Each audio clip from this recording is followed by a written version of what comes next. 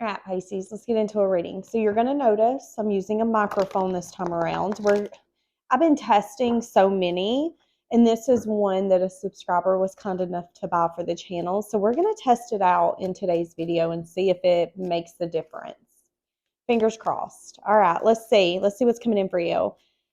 So right when I started this reading, I started seeing steam come up from behind my phone. So much so that I restarted it because I was like, what is happening? Somebody could be feeling really hot for you.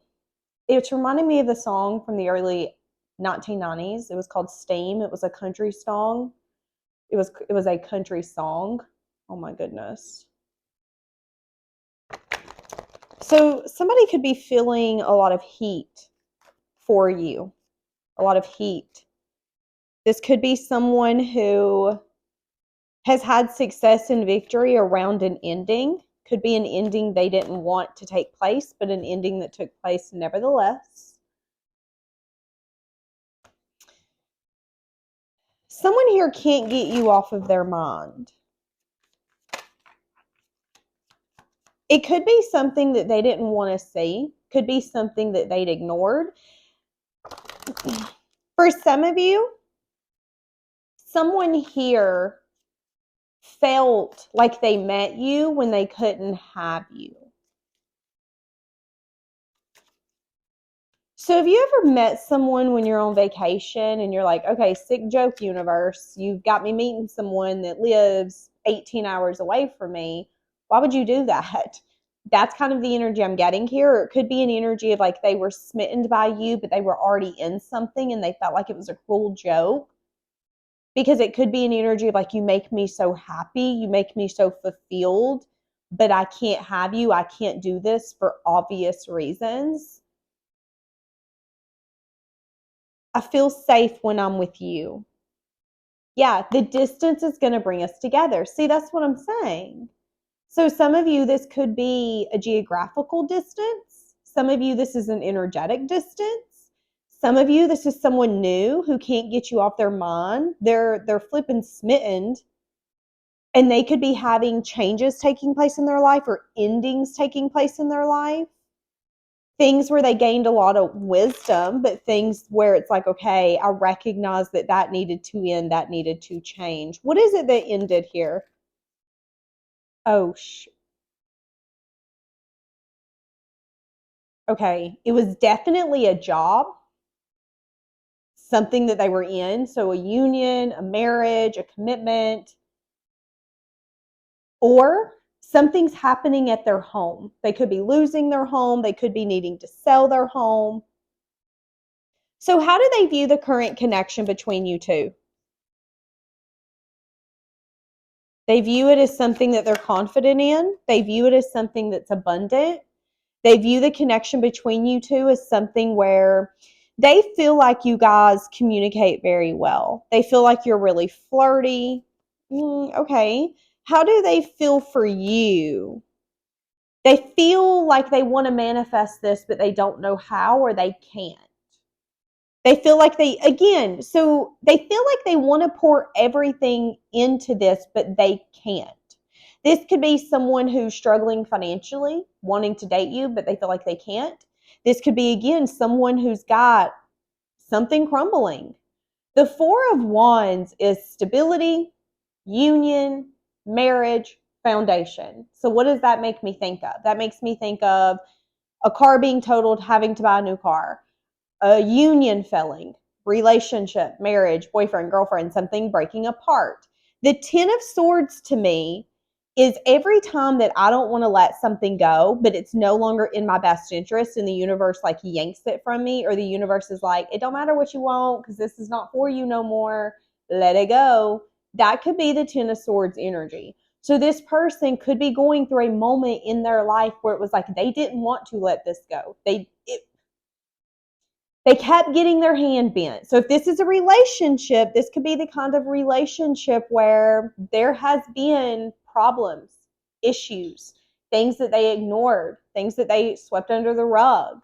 They've tried to stay with this person, hell and high water. And To be honest, the easier option was giving up, but they didn't for far too long until they felt like that's the only thing that they could do.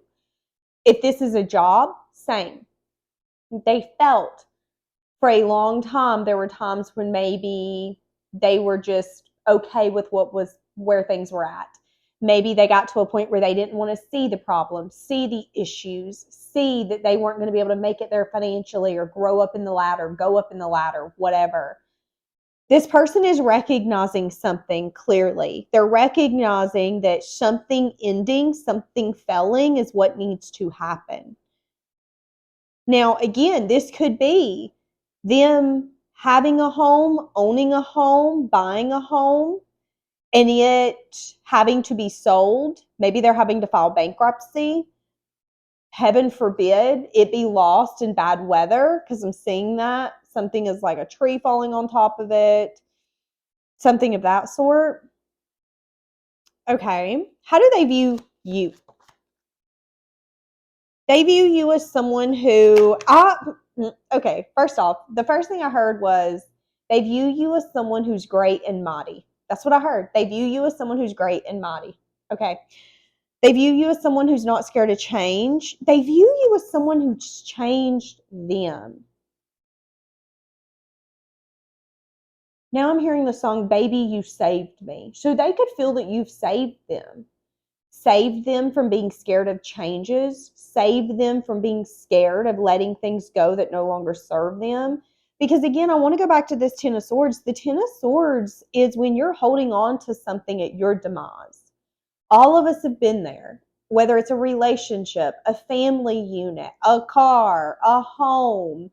Have any of you ever been in the predicament where you can't pay to eat? So you're paying all of your mortgage because that's all that you can afford, but you're starving. And it's like, well, I can keep this home or I can continue to starve. Which am I willing to do? And it feels like your hand just gets more and more bent until you can't take it anymore. So you end up doing something, whether it's filing bankruptcy, letting something go. Sometimes life isn't as hard as we make it out to be. Sometimes we make it worse. An example would be, let's say that you go get a car that's a $700 car payment, but you can't afford it. You don't know that you can't afford it because you don't budget. But you get it, you're 6 months in and you're struggling. But you're doing everything that you can to have that car outside instead of maybe biting the bullet, sending it back, selling it and paying the difference. There are options, but maybe sometimes we don't want those to be options because we don't want to give up. We don't want to fail. We don't want to let go of something that we want or we once wanted and we were committed to it. And sometimes that means relationships. Sometimes that means being in those marriages or those relationships where it's like, but I committed to this. And yeah, I know they cheated on me again. Yep, I know they lied. Yep, I know they did something shady. But they're human. I got to see them through human eyes. I'm going to forgive. And then next thing you know, you've got 10 swords in your back and you're like, wait a minute. I've been so forgiven that I'm forgetting that every time I turn around, you stabbing me in the back. You hurt my feelings. You doing something that's shady. And then it makes it a little bit easier to give up on it. So someone here feels like you've changed them. You've given them the ability to give up on things that they once maybe didn't want to give up on. And again, it could be selling a home when maybe they didn't want to sell a home, but maybe they're starting to recognize that renting would be better for them, more suited for them. But again, it could be something more. Okay. What do they like about you?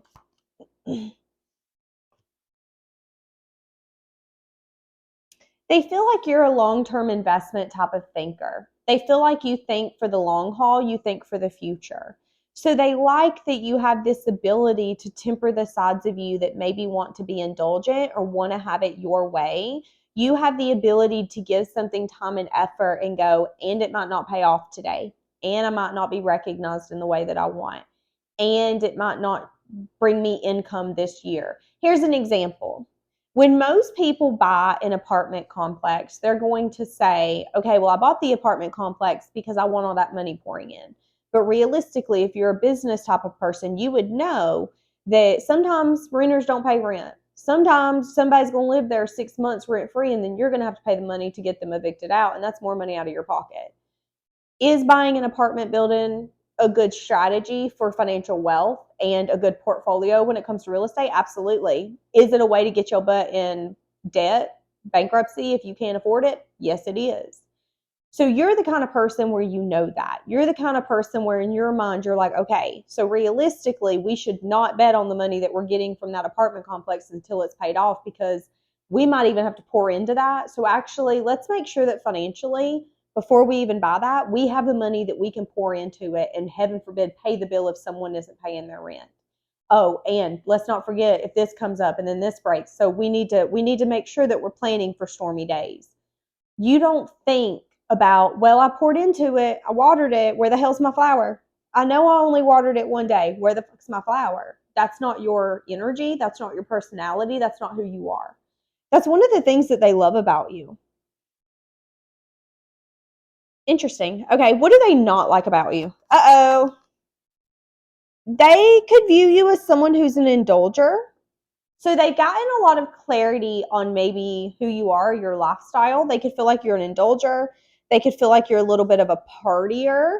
So maybe some of you have lived full lives, okay? Some of you haven't. Some of you are going to be able to put down below things that would blow other people's minds. Well, I've done this and I've done that and I've done this.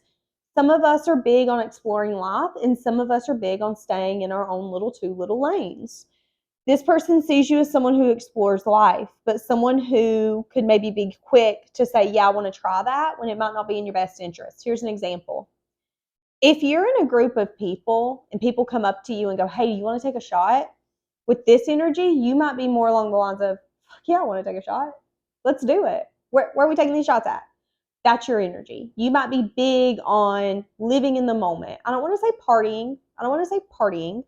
Living in the moment. You might be big on enjoying what's being brought to you, not really thinking too much about the logistics of it.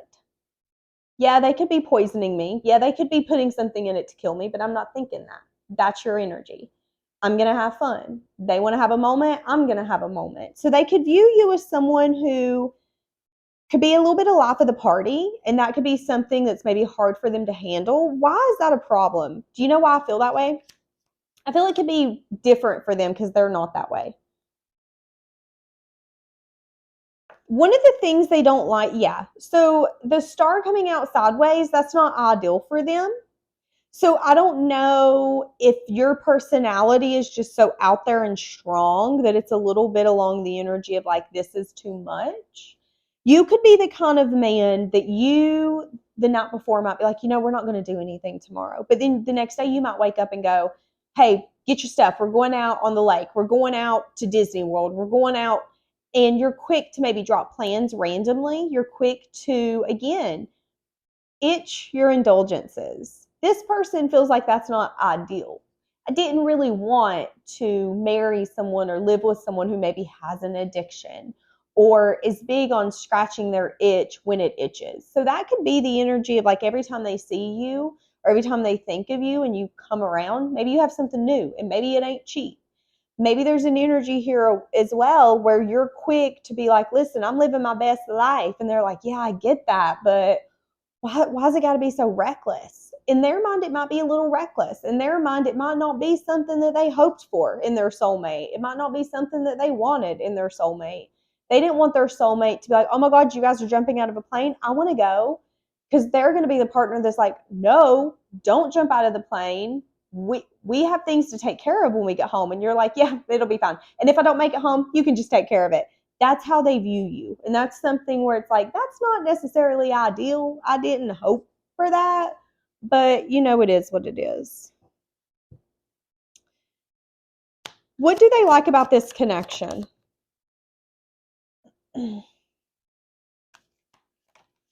They don't feel like they're secrets. They also feel like you will call them out. They admire that as well. There's something here as well about action, you taking action on what you desire. So your personality is like, if you want something, you'll go after it. That's how they view you, okay? What do they not like about the connection?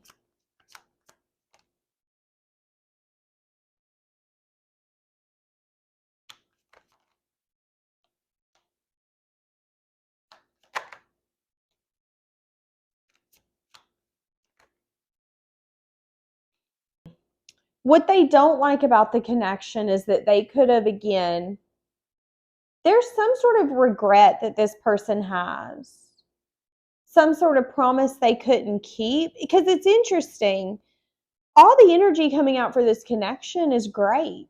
It's a stable beginning. It's something that has emotion and consistency and balance. And it's something that they want to put effort into. But there is a little bit of like anxiety, stress. So for some of you, if this is someone that already called judgment on you and they regret that. So an energy would be, let's say that this is someone you talked to for like 2 days. And after 2 days, there was like a minor little deal breaker that isn't a deal breaker anymore, but it was then. So they cut you off. This person since then cannot get you off of their mind. They're smitten by you. It's an energy of, well, I thought I was going to be able to be like, no, I'm done with you. But what I'm realizing is that you kind of changed who I am in those 2 short days of us chatting. It's weird. I don't know how to explain it, but you did. They could have been anxious and worried, though, on whether or not what they were feeling was true. So they could have called judgment on you or made a final decision around you that they now regret. Okay? Couldn't see it till it was too late. Could have been someone that maybe you went on 1-2 dates with, they felt safe with you, but then they could have cut it off quickly or decided that this wasn't what they wanted, this isn't what they envisioned their future to be. So people are quick to go around and say the kind of relationship that they want, but then the person that they get with is so different. Because when you truly love someone, when you truly care about them, they can have you changing your mind where you maybe wouldn't have changed your mind before. They can have you compromising where you wouldn't have wanted to compromise before. That's what I'm saying here.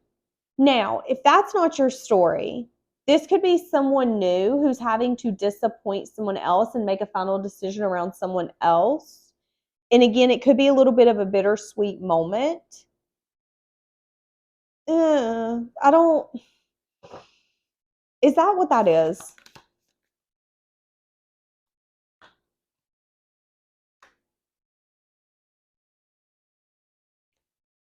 Wanting to communicate about something, something that they're burdened about, something where there's differences. So again, there was differences that they didn't feel you guys would be able to overcome. So they made a judgment call around you. Now they're regretting it. Or this is again someone who had to make a judgment call to cut something out. And they could be worried that you're going to feel. Okay, so here's an example. Let's say that this is someone who's been smitten by you. And it's the same time they were smitten by you, they were in the process of a breakup. They were in the process of a foundation in their life crumbling, okay? They could feel that once they come in and tell you, I really, really want to date you, but I just filed bankruptcy and I just lost my home. I really, really want to date you, but in the process of getting to know you, I was going through a separation. I was breaking up with so and so. I was in the process of getting a divorce, but wasn't getting a divorce, whatever that looks like. They're worried that you might come back with some sort of drama or combativeness energy once they communicate what's taken place. So, whatever they've done has been in relation to trying to get some sort of confidence or abundance back, some sort of autonomy in their stability. So this could have been people helping them financially and them having to get from that. Like, I don't need nobody helping me financially, especially if I'm coming to you. So I need to get that done before I come to you. Something like that could have taken place. But they could feel that once they come in and tell you this, listen, I had to make strategic moves. I do regret making a judgment call on you and saying, nope, this ain't enough. And I've been reminded of you. So please don't mistake in it, okay? But you might be a little along the lines of, but I don't get it. I don't get it. How could you choose to pay this off instead of give to me? How could you? And if you get in that mindset, it's going to be really easy for you to play the blame game And I think what you need to do is just sit there and listen to what this person has to say, okay? What is their hope? They're hoping that something here can change, that something here can shift, that what this has been can be reevaluated and formed into something new. What's their fear? Their fear is that you're going to be defensive and guarded and maybe even kind of emotionally bitchy. So the Queen of Cups coming out sideways is someone who doesn't have compassion, is someone who will slam the door in your face real damn quick because they're not putting themselves in your shoes. I can already hear the comments. That's what I'm saying here. So this person is scared that they're going to get the worst side of you. The side of you that's like, I don't know why you telling me. I don't know why you here. I don't know. Nope, you done made the judgment on me. Remember, you didn't like that I don't know. There's something here that made them make a decision around you. So again, Nine of Cups could just be that maybe you are the kind of person where you start the party. Maybe they're like, I don't want a party starter. But maybe, just maybe, since they've been walking around town without someone who can start the party, they're realizing that that's an asset. Not everybody can come up in the room and make everybody start laughing and be the party setter. I know a lot of people look down on that. Same as like the class clowns. Oh yeah, they're always funny, ha ha ha. It takes a lot to be a class clown. It takes a lot for multiple people to find you funny. Don't hate me because you ain't me. That's the energy I'm getting here. So maybe this person really wanted to, I feel like this person really wanted to make a decision based off of who you were, not recognizing that that was a blessing, not a deal breaker. Again, it might not be something that's ideal. It might not be something that's ideal that every time you go somewhere, you can't shut up talking to people, so you're there 20 minutes extra. It might not be ideal that when they're going into an event, they don't want people to notice them, yet you're the kind of person where everybody notices you because it's just your personality, it's just who you are. That might not have been something that they wanted, but it's something that they're getting. It's something that they've got. And it's not something that I think that they've recognized until it wasn't there. So have you ever had that friend or that family member that when they're there, they've got everybody laughing, there's no drama. It's like the whole mood of the room lifts. But when they're not there, there's tension. Some people won't talk to the other people. And it's because that one person is the mood lifter. They're the ones that gets everything rolling off people's backs and it gets them recognizing, we only have tonight. We don't know what tomorrow brings. So let's enjoy this now and y'all put your beef back, okay? But maybe this person didn't see that until it was gone. Now, for some of you, this person is worried that you guys are going to have differences, okay? This person is worried that you're going to kind of be combative, be mean, be vicious. Because let's be honest, you can be. What are they hoping is going to happen? They're hoping that there can be effort here. They're hoping that there can be dedication. What are they scared is going to unfold? They're scared that they're going to get truth and clarity about something they don't know, they don't see. So they're scared they're going to get hit with a secret. They're scared that they're going to get slapped in the face with a truth they didn't see coming. Here's an example. This could be that new person coming back to you where, again, you talked for 2 days, you went on one day, it felt great, but something happened. They could be wanting to come back to you. They could be wanting to see how you've been. You could be maybe opening up a new dating app. They're going to be there. They're going to send you a message that says, hey, I fucked up my last chance with you. I don't want to do that this time. But they're also scared that you're going to send the message of, well, don't worry about it because I've got 700 other people in my inbox and you ain't one, baby. Thank you, though. They're scared that they're going to get some sort of truth and it might not be in their favor. So they're scared of the unknown. They're scared that what they've maybe not thought about is going to take place. What do they want to say to you? Let's see what they want to say to you, and we're going to jump into an extended. You can find it on Patreon or individually on Gumroad. In the extended, I'm going to see what they want to say to you, what they're scared for you to know, their intentions, if they'll be taking any action, and then the upcoming near future energy. I'm going to find my way back to you. I promise. See, that's what I'm saying. So again, for some of you, this is someone where this could be, again, someone who's just disappeared on a dating app. That could be for some of you. Let's get one of these.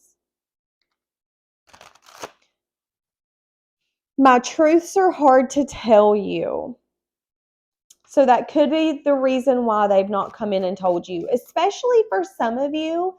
If this is someone who can't get you off their mind, someone who is completely smitten by you, but someone who could have made a final call or a final decision around you that they now regret or that they're now crying over, that could be hard to admit. It could be hard to say, hey, listen, I didn't want to be your husband or your wife, and now I want nothing more. But then I didn't, and that's really hard to say to you because I do see how that sounds. It's really hard to do that. Even when this person, if that's the case, back then they seen you as their equal. I've been so stubborn. My pride is holding me back from making this right.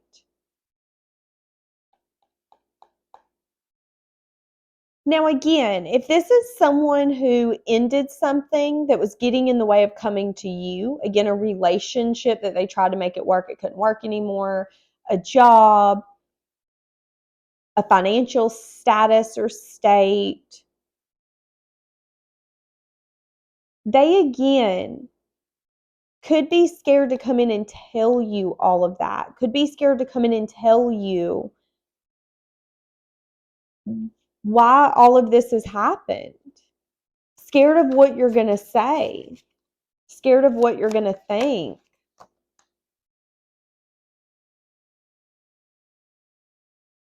If this is someone who, again, made a judgment call around you, the reason they did that is because they were emotionally unavailable and they didn't want to let you in. That might have been something they didn't want to notice then, okay? Again,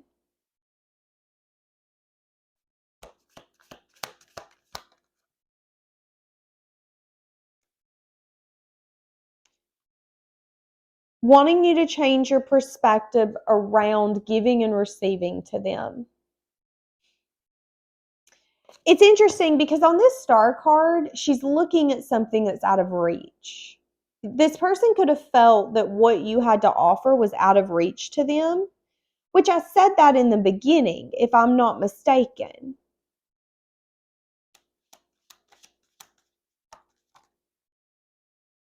I asked, why did they call it off with you, or why did they make a final call around you? Because I didn't know what real love was. But we're not over.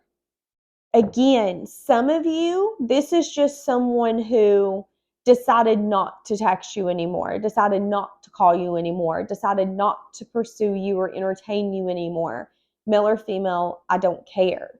This could be someone you've recently met, they've started acting weird. This could be someone you talked to on a dating app, they started acting weird. What you don't know is that someone who cannot quit thinking about you and who is completely smitten by you made a final call around you and how they were not coming towards you. But since then, a lot of things have taken place, a lot of things have changed.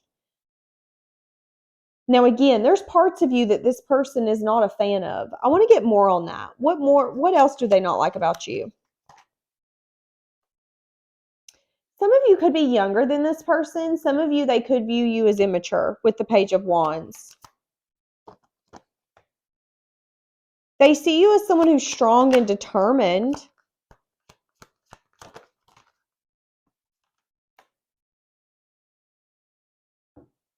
They could also not like that you're very confident, independent, or abundant. Because maybe what used to work in a minimal effort for others or even for you is not working. So, one of the things they might not like about you is that their minimal is not enough. Flirting isn't enough. Small communication isn't enough. And they don't really like that about you. They don't really like that you're making them show up in a way that is necessary for them to take this to the next level. And that could be another truth that's hard for them to tell, is that they don't like how confident you are, how you are determined to maybe stay in something stellar stuck. If it's not moving forward, you're not like, no, let's move this forward. You're along the energies of, don't move it forward. I don't care. That's how they view you. And they see that as strength and determination, but they also see that as something that's not benefiting them. And I feel like this person's wanting attention from you in some sense, form, or fashion. So why can't they get you off their mind? Because desire. So we're going to jump into this extended. If you want it, find it down below. If not, I'll see you tomorrow.